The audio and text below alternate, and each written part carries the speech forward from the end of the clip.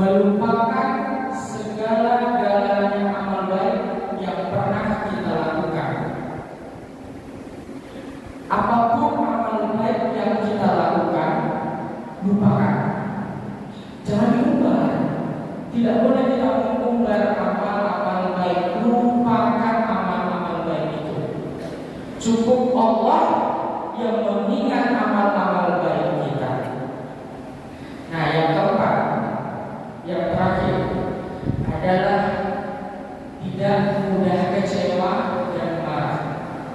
Ketika kita membantu orang, jangan pernah meminta terima kasih dari orang. Mintalah dari Allah, Pak.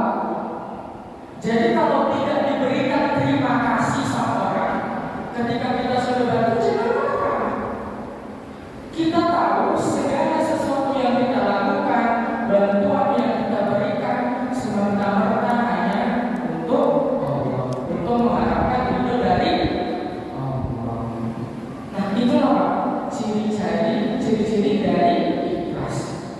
Jadi kalau Bapak merasa, oh saya belum melakukan ciri-ciri ini, saya belum mengetahui ciri-cirinya, maka Pak, di Ramadan kali ini mari kita lakukan ciri-ciri ini. Kita keluar dari Ramadan menjadi orang yang full ikhlas. Bisa Pak? Bu? Bisa? Bisa. Ya, mungkin itu saja yang dapat saya sampaikan. Lebih dan kurang saya mohon maaf Pak. Sekali lagi saya masih belajar. Jadi kalau ada silap kata, saya minta maaf. Dimaafkan tidak Pak? Dimaafkan Pak. Nah, kayaknya saya harus akhirinya sama pantun ya. Coba saya akhiri. Hendak pergi naik kereta, hendak pergi membeli ibadah karena Allah semata, insya